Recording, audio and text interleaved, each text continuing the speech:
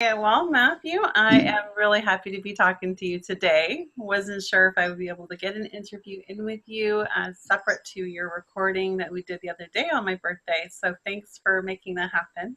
Sure. Yeah, so this is a day 2 bonus integration session after sort of après retreat.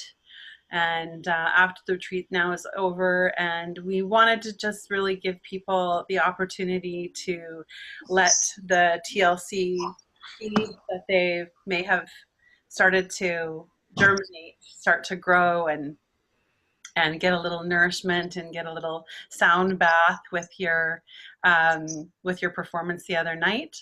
So that in that sort of vein, I really wanted to dip in with you and see about self-nurture for you. I've asked all of the facilitators throughout the retreat just about a time that they remember that they needed to put self-nurture first, and it became really imperative.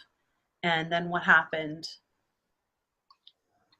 Yeah, well, the time that comes up for me when you ask that is when I was immigrating to Canada from the US. Um, my wife is Canadian. It took 6 years to work my way through the system. And I had actually lived in Canada for 3 years on a temporary status, and then they kicked me out. After 2.5 years, we thought I could move back and got to the border and they wouldn't let me in.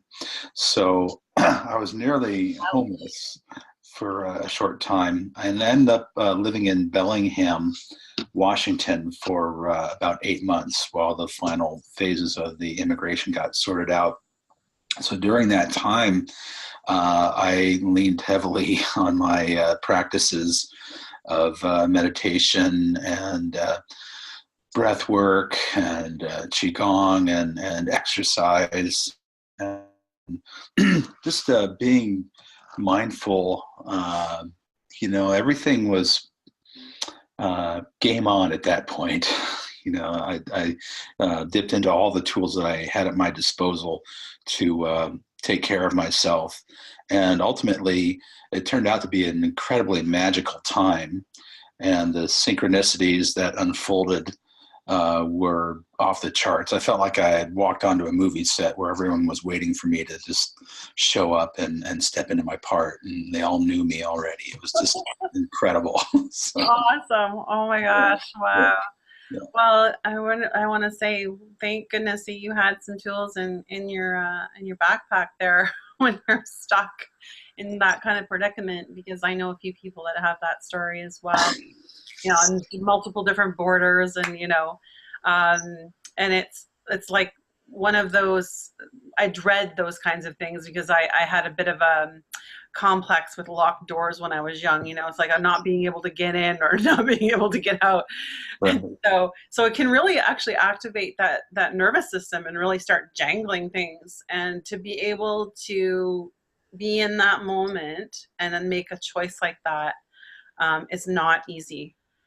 No, so I feel so fortunate that I didn't panic and lash out or just scream in desperation, Yeah. and just managed to find a place of surrender and trust. And I think the trust was huge to learn in that situation.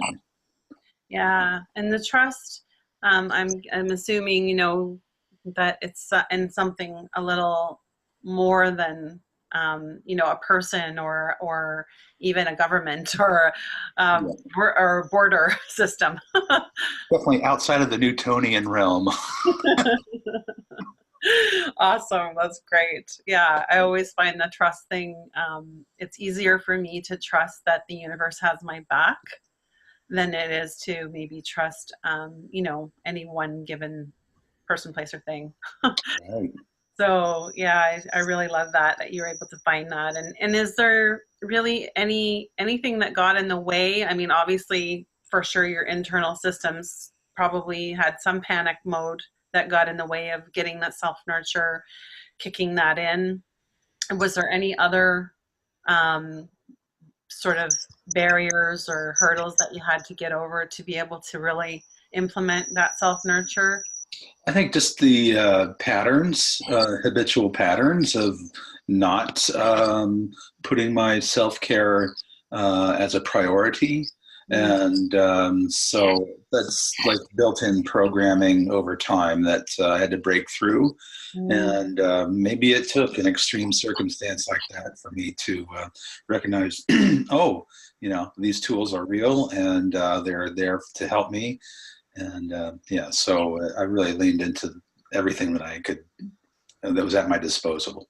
Awesome. Yeah. Awesome. And any of the sort of, after you really got into being able to do whatever those practices were, all the beautiful practices you named, did you have a sense of what the kind of the payoff was, the outcome? Like, what were some of the things you noticed happening that were then different than they had been before you started? Yeah, well, like I mentioned earlier, the synchronicities were off the charts. Truly, I felt like, as miracles were unfolding almost daily.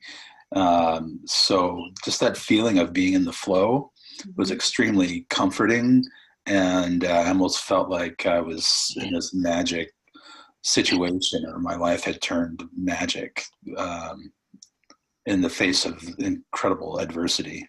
Yeah, yeah.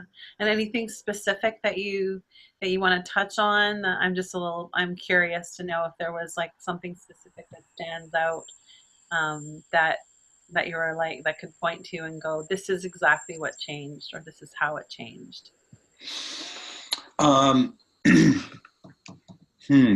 I think just the fear and resentment that came up when I was denied entry into Canada at the border, and just it would be really easy to just start going into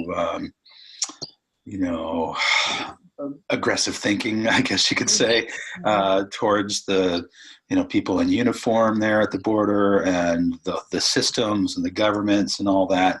And once I don't know, I got over the edge, and found that place of trust and surrender. It didn't matter what the systems were, or who was wearing the uniform at the border. Yeah, it was just like this was something much bigger that was at play, and I saw the wisdom and the blessing in that. Wow. Yeah. An internal shift. Yeah. Yeah. Those are the best kind. They keep on giving. I, Yeah, I look back and I'm like, wow, we actually pulled that off. Yeah. well, I am so happy to hear about this experience. It's just one of those things that that I really feel it is important for people to hear about when things get tough.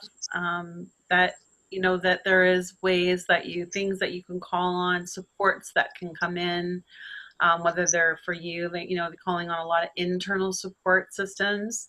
And so one of my hopes for people as they walk away from the retreat experience, the TLC experience with us, and these bonus integration sessions, is that they actually have an internal sanctuary that they can go to, where those things that they can pull that out of their toolkit or whatever that they have there.